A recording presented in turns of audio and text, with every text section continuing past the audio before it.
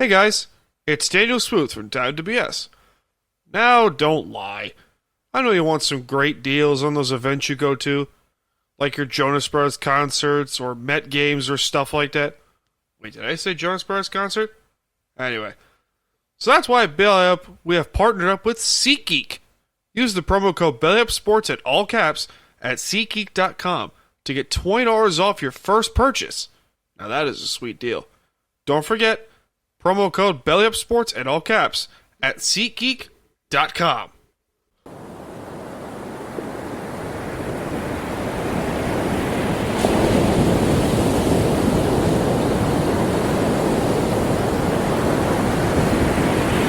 It's time to BS.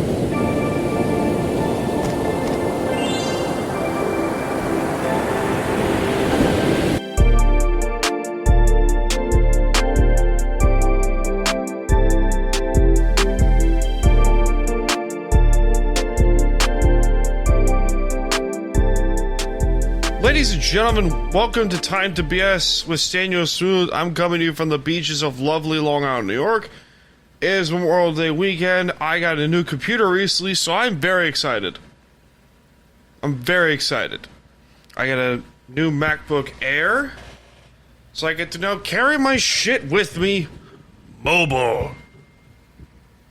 So, yay. Exciting. Very exciting time, indeed, in the Department of BS. With that being said, ladies and gentlemen, hope you're having a good start to your weekend, even though it is Sunday, and I have lost track of the days. Not fun. I'll give you that. But, it's Memorial Day weekend, ladies and gentlemen. Let's get started with some nonsense, shall we? Did I read this right? Please tell me I read this right. The state of Connecticut was declared the pizza capital of the United States.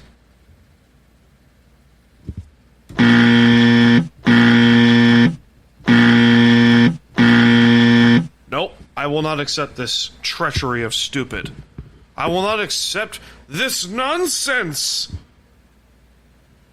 How dare thee declare a state that is not New York the state of pizza? What is wrong with you? This is outlandish, bullshittery, bamboozledry. This is madness. This is Sparta. I will not accept this at all. I almost just smashed my MacBook. Oh my god. That almost scared the crap out of me. MacBook. Build yourself better. I can name two cities in Connecticut that are pretty good pizza. New Haven and Stamford. That's it. And to a degree, Mystic, but like that's a great movie, Mystic Pizza. You have here in New York, you have all 5 boroughs of fucking Manhattan. You have 5 boroughs of New York City. You have Manhattan, Queens, the Bronx, Brooklyn, and Staten Island. You have 5 cities. You have 5 places. Plus, you got Long Island, the entirety of Long Island. And here we are, saying Connecticut is declared the state of pizza? Hold on. To the internet we go. That's fucking great. That's just fucking phenomenal. Connecticut, state of pizza.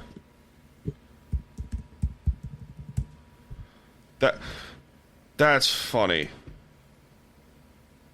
Connecticut lawmakers are planning to officially declare their state the pizza capital of the United States, prompting New York City polls and locals alike to tell them where they can stuff it. What the hell?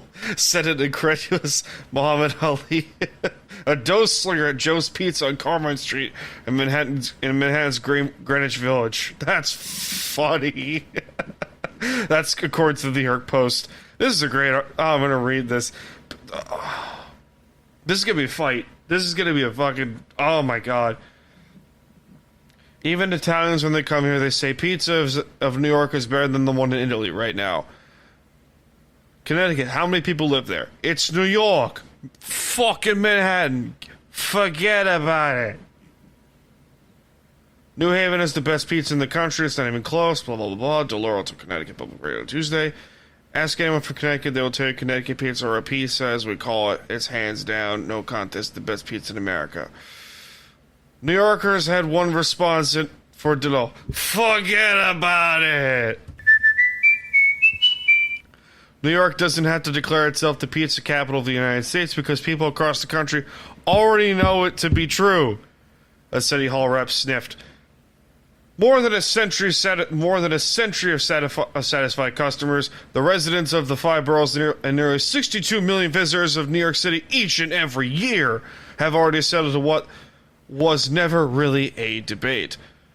Kevin Jackson, general manager at Framed Pizzeria John's on the Village Bleecker Street, conceded that Connecticut can cook a mean pie, but that anybody who has had a New York slice will tell the truth. They're very good, but they're not New York, he said. Once you come to New York, you won't go back to New Haven. You know what I'm saying? This is fucking great. Fucking New York. Woo! Oh boy. Oh Jesus. This is great. This is absolutely great. Connecticut, you have declared war on the entire state of New York. It is settled. It is official. And just for that player, you're gonna go one-on-one with The Undertaker! How dare you disrespect New York like that? How dare thee? Time now for the Smooth Report presented by our friends at Candidips.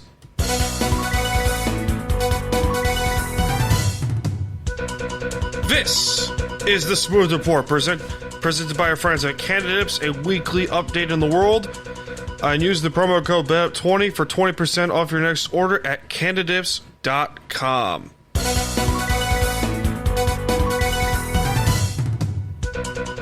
Well, the WWE contract of former 6-time women's champion Becky Lynch is set to expire this week. Lynch lost her belt to Liv Morgan at King and Queen of the Ring this past weekend, the most recent PLE for WWE. With her status with the company unknown, Lynch is expected to take some much-needed time off.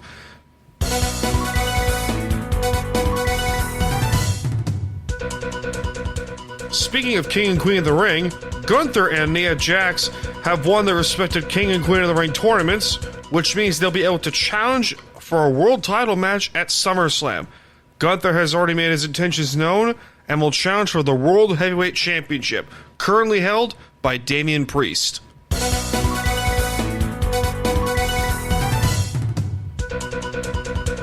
Legendary personality and also Hall of Fame basketball player Bill Walton unfortunately passed away earlier today at the age of 71 after his bout with cancer. May he rest in peace, the Hall of Famer and damn good personality, Bill Walton.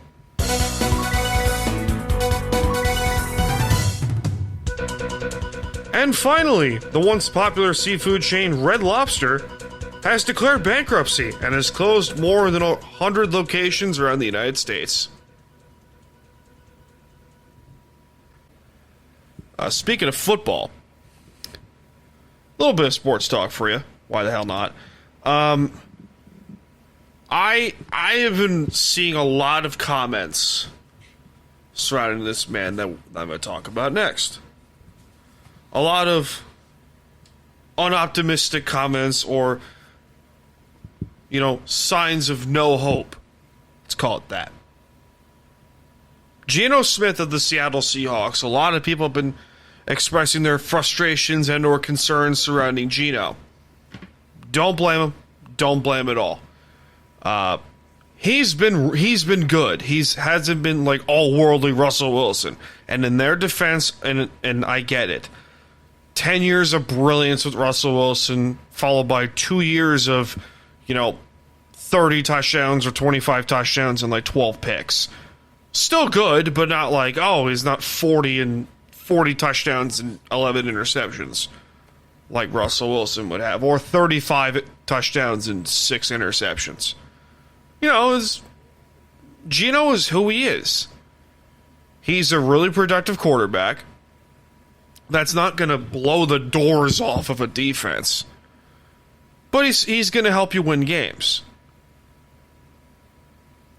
But there's been a lot of... Well, the Seahawks have been, at least from what I've seen, not talked about a whole lot in terms of, oh, maybe this team could really do...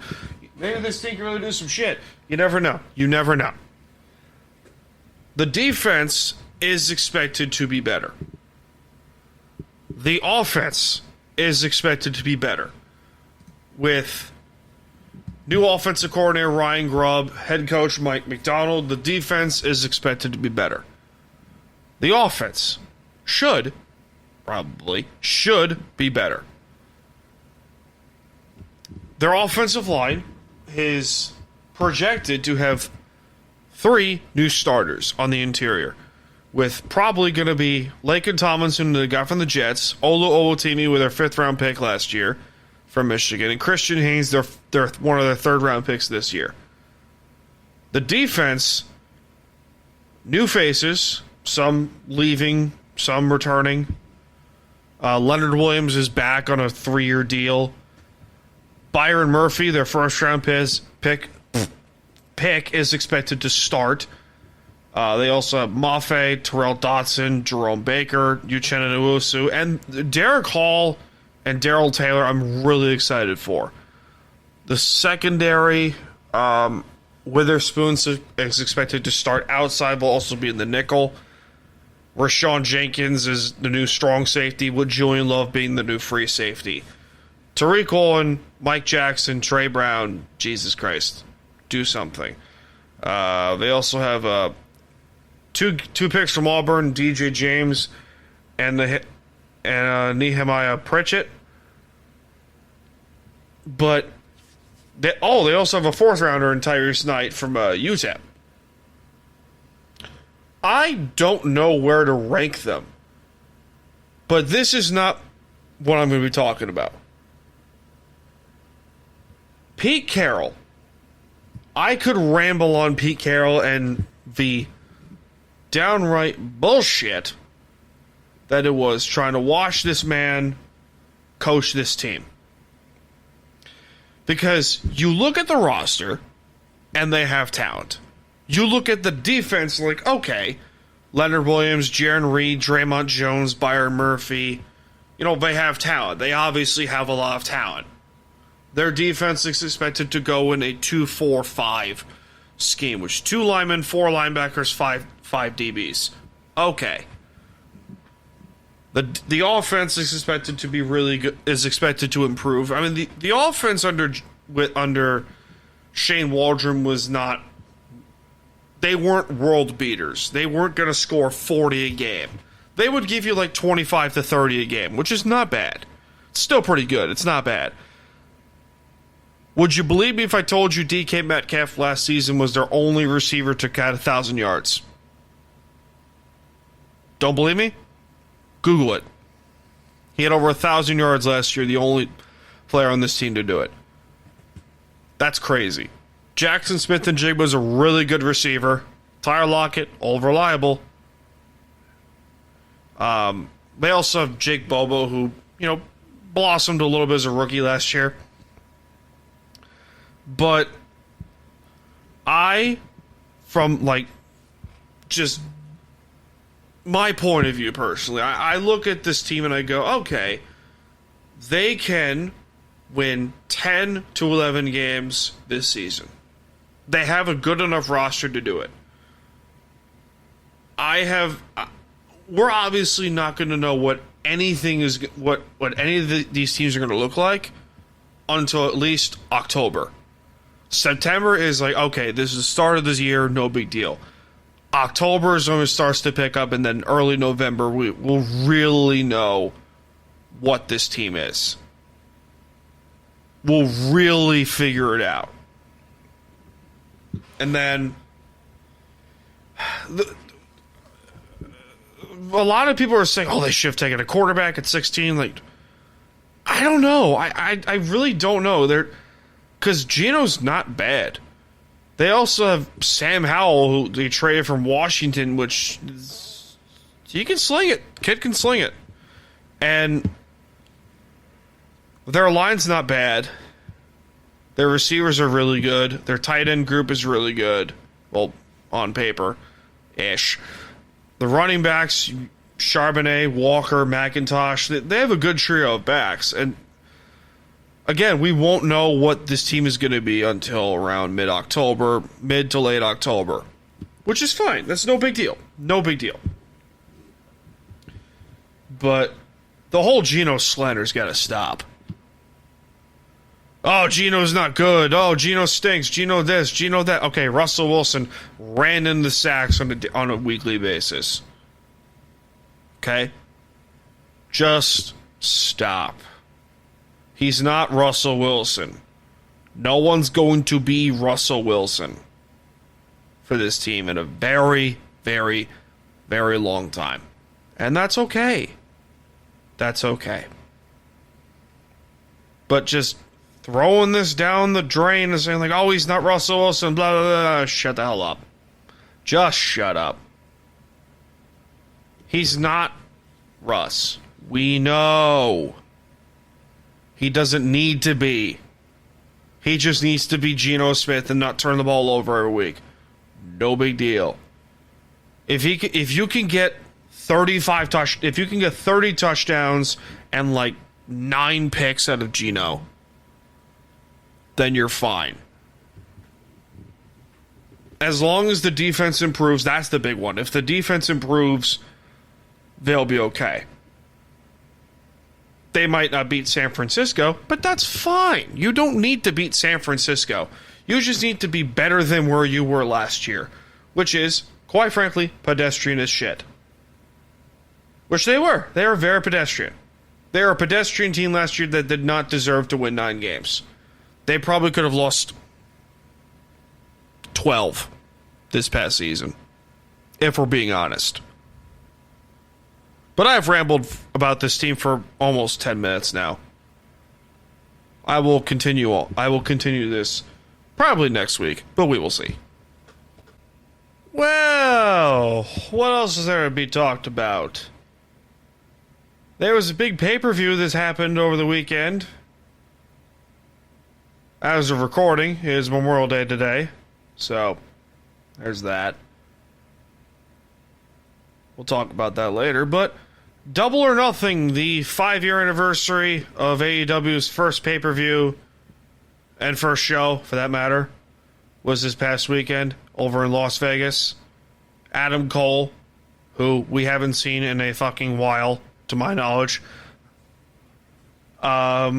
Which, there's another one that should be in WWE, but I will rest my case on that.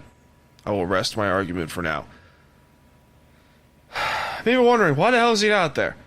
And all of a sudden, on his valiant noble steed, the Lord and Savior has returned. Maxwell Jacob Friedman MJF has returned after nearly 6 months away. He's back. Looks in great shape. Calls himself the Wolf of Wrestling, and he's not fucking leaving. And honestly, that's the best thing that AEW needed. Holy shit, AEW needed MJF badly. That man draws crowds. That man makes money. That man draws tickets. That's what you need in the wrestling business, man. That dude is a fucking star. He's a star and a half. He's 5 stars. He's 7 stars. Shout out Dave Meltzer. No? Tough crowd. AEW needed this guy more than they realized it. without him, you saw the crowds. You saw the ticket sales. You saw the ratings. Like, they're not anywhere close to where they want to be. And MJF is a needle mover. He is Roman Reigns to WWE. Well, that's a terrible way of putting it, but, like, he is their needle mover. He shows up. He moves the needle. He gets ratings. He gets the TV deals. Which, they fucking need that shit. They do. They flat out do. I'm just glad that man is back. Holy crap. Whew. Sigh of fucking relief. I will give you that. Welcome back, MJF. Long Island Zone, by the way. We love to see this shit. So as I mentioned in the previous segment, AEW had their 5th year anniversary show, being practically their biggest pay-per-view of the year, which is Double or Nothing. It happens every year in Vegas. It's their biggest pay-per-view. It's aside from All In, it's their WrestleMania. Let's call it their SummerSlam. Whatever. But it's a big fucking deal.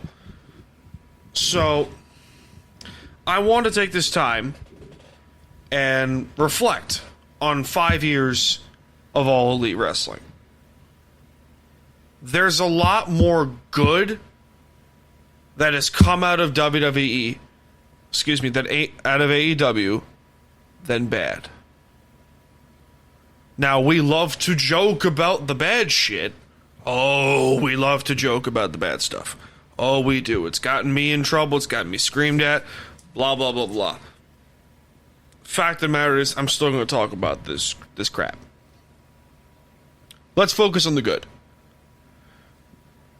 AEW, in 5 years, has given indie stars from TNA, Ring of Honor, New Japan, say what you want, the Stardom promotion, Major League Wrestling, shout out MJF, has given the NWA, has given a lot of stars in the indies a place to work on national TV and thrive, however that may be. They've given them a place. It has given them a place to work. It has given them a place to show off their stuff. It's given them a place to make money and to, survive in this business. That is a pretty gruesome and dirty business, like boxing. Boxing, like wrestling, are both dirty and gruesome and unforgiving businesses. That's just how it is.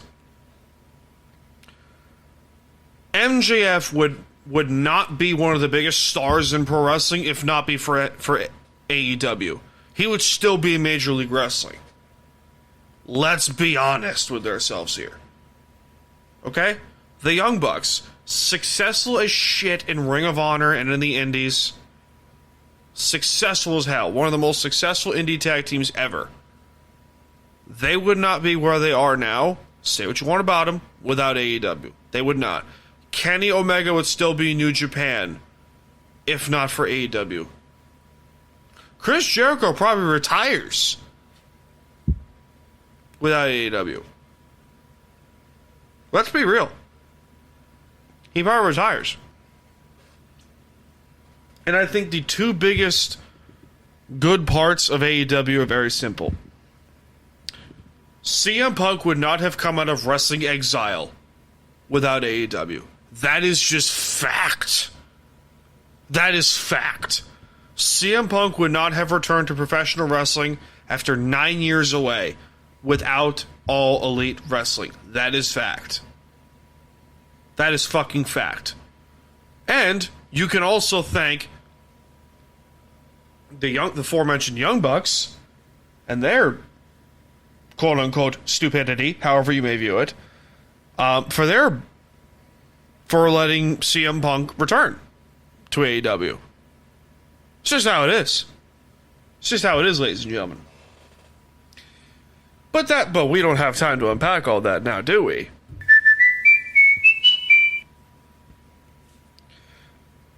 And I think maybe the biggest one of them all, Cody Rhodes would not be where he is today without his time away from WWE and with All Elite Wrestling. He would not be the biggest babyface in the entire business if not for AEW. Let's just be real. He would not be the American Nightmare today if not been for AEW. He would not. He would just be Stardust. He'd be remembered as Dusty's kid, who never did anything.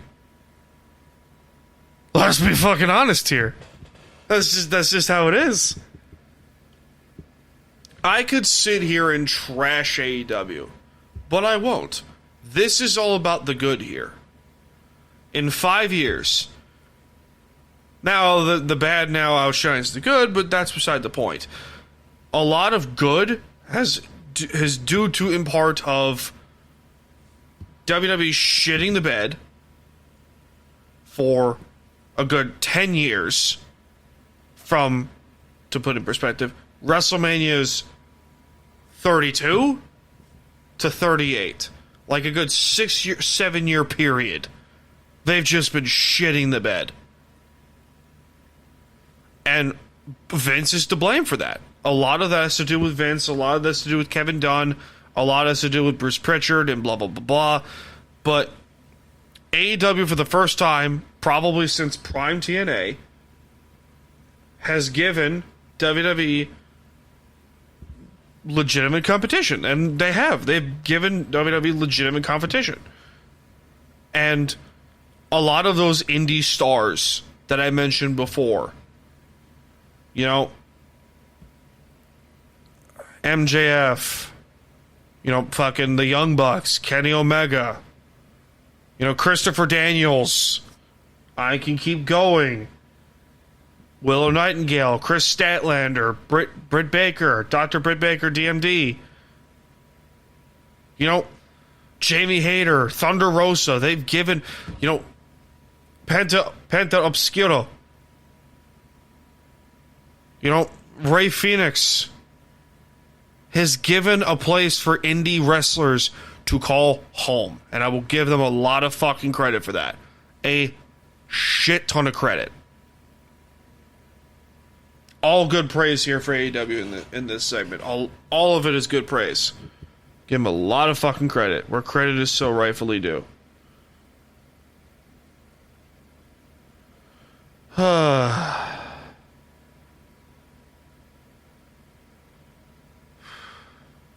Lot of good shit. A lot of good shit with this company. And there's some bad stuff. There's plenty of bad stuff there, but we don't need to discuss that. But yeah, a lot of those indie stars that you've seen, you know, 10 years ago would not be where they are today without AEW. Let's just be real. A lot of credit to there. Well, last bit of recording for this episode before we close up shop. I understand that today is a very interesting day. I will give that. It is a day of, you know, celebration for this great country that we live in. Some people view it as like, oh, it's the start of the summer, or for sales on a mattress, or the fuck. Or most people view it as, you know, a day to love this country, but also a day of remembrance. And I understand that we have our flaws, and we got a lot of them. But I don't think this matters on what side of the fence you live on. Whether you're red, blue, I don't give a shit. You're an American. You come to this country, you're from this country, you live in this country, you are a fucking American. I don't give a shit. I don't give a shit what your skin color is. I don't give a shit what race you are. I don't give a shit what gender you are. I don't care. You are an American. I will show you respect, and I expect you to show me respect right back. That doesn't make me special. I'm not special. But, aside the point. This is a day of remembrance. For those who made the ultimate sacrifice and never came home. our brothers and sisters that fought and died to protect this country. This day is for them. Every day should be for them. So, I don't have a drink today. I'm not going to pour one, but I will, no matter what I do, if I see a veteran, police officer, firefighter, I'm saying thank you for helping protect this country. This fucking damn good country we live in. I'm proud to be an American. I'm proud to be born and raised in this great country. I am fucking proud to live here, Fucking proud to live here. It's a damn good country we live in. Yeah, we got our flaws. Everyone's got flaws. No one's perfect. Even God himself ain't perfect. You know why? He made your ass.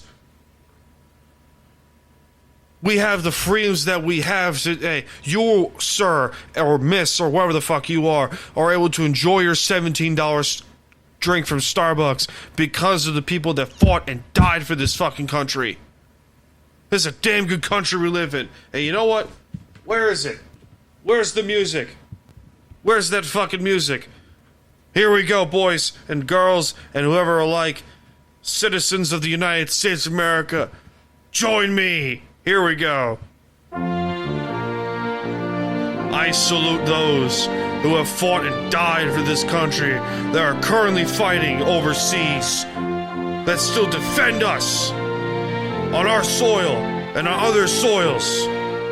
This is a damn good country we live in, ladies and gentlemen. USA. Fuck yeah. Keep going, keep it going.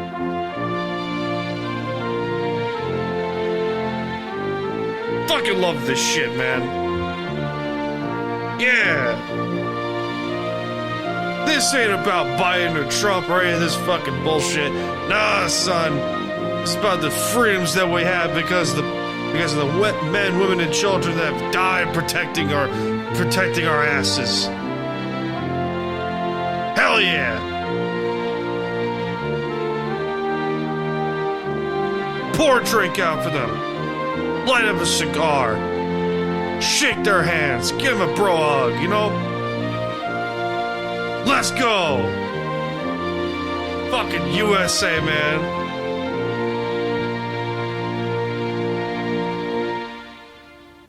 Fucking USA. That was awesome. God bless you, the United States. God bless this country, the United States of America. Damn good promo. I love this shit. I think we're just going to end it on that. That was beautiful. That was beautiful. Ladies and gentlemen, my name is Staniel Smooth. I'm coming to you from the lovely beaches of Long Island, New York.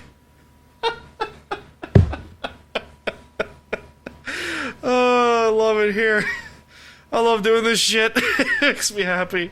With that being said, I'm coming to you from the lovely beaches of Long Island, New York. Thanks to our friends over at Belly Up Sports and Belly Up Media for continuing to support this podcast. Ladies and gentlemen, have yourself a good fucking weekend. I will see you all in this life, and well, certainly the next one. Cheers, ladies and gentlemen. USA!